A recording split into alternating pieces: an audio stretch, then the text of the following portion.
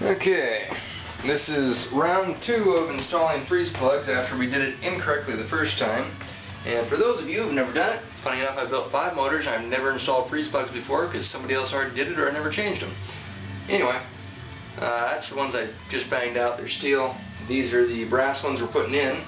And this time we did a lot better because we used a socket on the inside of this the last time, and that, don't do that. Oops. That's the bad way to do it. Take instead like a 36mm socket, put an extension through it, use that to bang on with a brass hammer so you don't F it all up, and then that'll fit right in there. So, another thing we didn't do is we didn't put any sealant on there, and that's kind of a no-no because then they have a tendency to leak.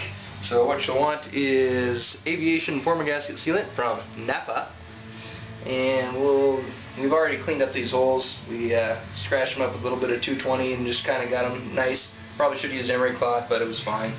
Not too worried about it. So let's see here, we're going to do this one next and basically just coat the crap out of the inside of that, and that will make a sticky tack that will not allow any leakage in any future event, but it will allow the freeze plug to still pop out if for some reason you actually manage to forget to put antifreeze in it. This isn't a race block, so it's, you know, it's not like we're using pure water anyway. This is just the truck block. So doubtful that there will be any reason ever to take these out. Okay, so you got a little bit of that around there. Got our freeze plug. Hopefully you can see that halfway decently. Basically set it in there pretty evenly.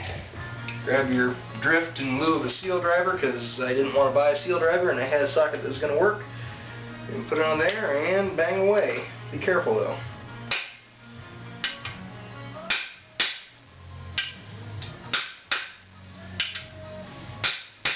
Check it off and make sure you don't get cocky wobble. If you do, start whacking on the other side.